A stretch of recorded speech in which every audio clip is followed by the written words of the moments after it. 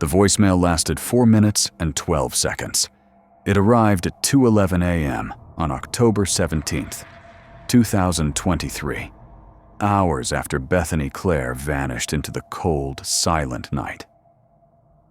Bethany, 27, was a quiet artist who carried a small sketchbook everywhere, filling its pages with gnarled oaks, twisted pines, and the shadowed contours of upstate New York's forests. Her friends called her the Tree Whisperer, teasing her for the way she'd pause on hikes to trace bark patterns with her fingertips, as if the woods spoke to her. She'd left a friend's birthday party in Cold Spring just after midnight, her laughter bright against the October chill as she waved goodbye from the gravel lot of the old tavern. She'd promised her father, Paul Clare, she'd text when she reached her one-bedroom apartment in Beacon, a 30-minute drive through the lonely backroads of Putnam County, past frost-covered fields, sagging barns, and the endless dark of pines along Route 9D. She never made it. 3 days later, her silver Honda Civic was found idling at the edge of a ravine off the highway. The driver's door hung open, swaying in the autumn wind, the engine's low hum swallowed by the stillness. Her purse sat untouched on the passenger seat, her keys dangling in the ignition, a half-finished sketch of a tree tucked inside her notebook. Her phone was gone. The voicemail landed in Paul's inbox hours after the Putnam County Sheriff's Department began their search, not as a missed call, but as a recorded message, time-stamped and logged by her carrier. The voice on the tape wasn't hers, not at first. Paul sat at his kitchen table in Beacon, a chipped mug of coffee gone cold, the clock ticking past 3 a.m. The house was silent, save for the hum of the refrigerator and the occasional groan of the old wood floors. He'd been awake since the police called, their words, "Bethany's missing," looping in his mind. He pressed play on his phone, expecting her voice, maybe a hurried, "I'm okay, Dad," or an explanation for why she hadn't come home. For the first 40 seconds, there was near silence, just the faint crunch of wet leaves, like boots treading across a forest floor, soaked by October rain. Then a slow, deliberate scraping, metal on stone or something heavier, dragged with intent. It wasn't the sound of a phone dropped or pocketed. The audio was too clear, too steady, as if the device had been placed deliberately to capture it. A distant breath broke the rhythm, shallow, controlled, not Bethany's. At 48 seconds, her voice came through. She wasn't speaking. She was crying. A soft, breathless sob, the kind that comes when fear chokes out tears. Then a whisper, too faint to parse. She tried again, louder, but the words were garbled, swallowed by static. Paul's hands shook as he replayed it, cranking the volume until the speakers crackled. He sent the file to the sheriff's department at dawn, his voice hoarse as he begged them to listen. Detective Laura Hensley, a 12-year veteran with tired eyes and a reputation for cracking cold cases, listened to the voicemail in a dimly lit evidence room. The audio made her skin prickle. The forensic team ran it through enhancement software, stripping away static pulse by pulse. After hours, they pulled a single, unmistakable sentence from the noise. "He's not letting me look at him," Bethany's voice, trembling but clear. The tape didn't stop. At 2 minutes and 3 seconds, another voice emerged. Male. Low. Unhurried. It spoke directly into the phone, close enough to hear the faint pop of lips parting. "Paul David Clare," it said. Then again, slower. "Paul David Clare." The investigators froze. They rewound, replayed, checked the metadata. The voicemail had originated from Bethany's phone, pinging a cell tower in Phillipstown, 20 miles north of the ravine. She'd been driving south. The direction didn't add up. The voice wasn't a glitch. It was deliberate, like it had practiced Paul's name, savoring each syllable. Paul became a ghost in his own life.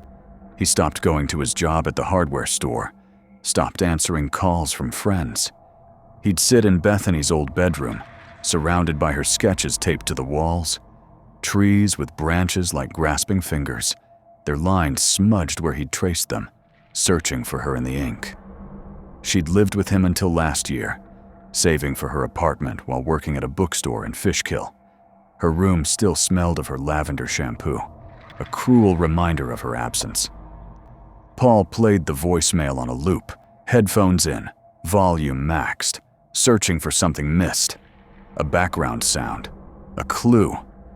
He noticed new details each time, a faint hum at the 1-minute mark, like a distant engine, a rustle at 3 minutes that might have been fabric brushing skin.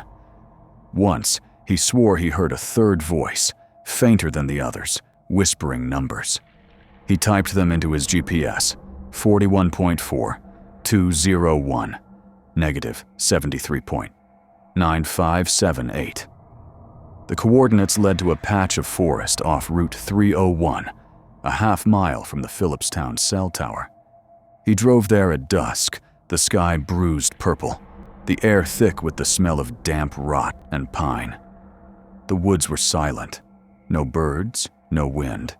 Just pines stretching into the dark, their trunks oddly uniform, like they'd been arranged. He found nothing. No tracks, no phone, no Bethany. But as he turned to leave, he saw a tree that matched one of her sketches, its roots curling into shapes that looked like letters. He didn't tell anyone, afraid they'd think he was losing it.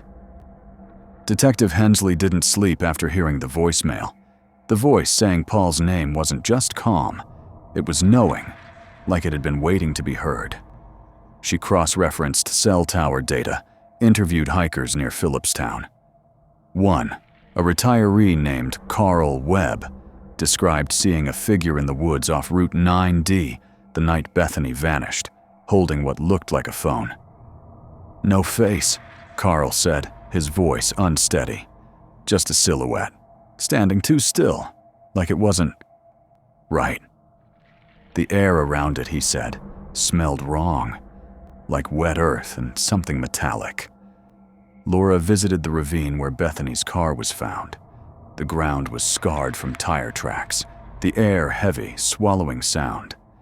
She found a sketch caught in the underbrush, a tree with branches twisting upward, identical to one in Bethany's room. Laura tucked it into an evidence bag, her hands cold despite the gloves. 6 weeks after the voicemail, Paul's landline rang. It was 9:42 p.m., rain hammering the windows. No caller ID, no number. He let it go to voicemail, his heart pounding. The message was 12 seconds long. Silence, then static, then the same male voice. Paul, David Clare. He ripped the cord from the wall the next morning, but the silence in the house felt worse. The police archived the voicemail on 2 hard drives, a backup server, and an encrypted USB Paul kept locked in a safe. By April 2024, the file began to change. The name morphed from voicemail October 17th to a string of random characters. X7K, number 9, M, Q, Z.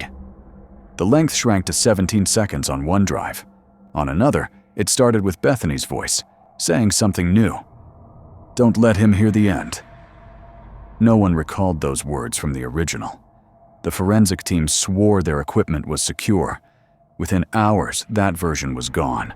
Erased, unrecoverable. The other backups failed to restore the full 4 minutes and 12 seconds. Laura dug deeper. She found a 2019 case in Garrison, a hiker whose phone left a garbled message with scraping sounds before he vanished. A 2022 case in Fishkill, a trucker who reported a weird call that knew his name, gone the next day. She requested the audio files, but they were corrupted, unplayable. At the ravine, she noticed more sketches, faint, weathered, tucked in crevices, or pinned under rocks. All trees, all in Bethany's style, though some had dates from years before she was born. Paul's obsession grew. He noticed new details in Bethany's sketches, trees that hadn't been there before, their roots forming words he couldn't read. One night, he woke to find a sketch on his kitchen table, not taped to the wall. It showed a tree with a silhouette standing beneath it, faceless, holding a phone. He burned it, but the smell of charred paper lingered for days. The only intact copy of the voicemail was a burned CD Paul kept in his safe. But each time he played it, the audio grew shorter. 4 minutes became 3, then 2, then seconds. It was like the recording was burning itself down, erasing its own end, one play at a time. The male voice stopped saying his name. It said others: Laura Elizabeth Hensley, Carl Michael Webb. Names of people tied to the case, spoken like a list. Paul swore it ended with a laugh, like air escaping a sealed room. He stopped sleeping, convinced the message was alive, choosing its targets. He tried to destroy the CD, snapping it in half, but the next morning, it was whole again, sitting in the safe. Laura found a new sketch at the ravine, dated 1978. It showed a tree with a silhouette, and beneath it, her own name in Bethany's handwriting. She burned it, but her phone rang that night. No number. She didn't answer. Online, the rumors grew. A dozen reports of voicemails across the Hudson Valley, all with the same voice, all naming their recipients. A teenager in New Paltz posted a clip, 7 seconds of static and a name, before vanishing. A librarian in Wappingers Falls reported a call that listed her address, then her childhood nickname. She was gone by morning. Paul locked the CD in a steel box and buried it in his backyard. The next day, it was on his kitchen table, unmarred. He played it one last time. It was 5 seconds now, a single voice listing names: Laura, Carl, Emily, others he didn't know. The laugh was louder, joined by a faint hum, like a chorus of voices under static. Bethany Clare's case remains open. Her sketches cover Paul's walls, their lines smudged where he's touched them, the trees shifting in the dim light, their branches reaching for something unseen. The ravine is quiet now, but hikers avoid it, whispering about a figure in the woods, holding a phone. The voice is still calling. Somewhere, a phone is ringing, and it knows your name.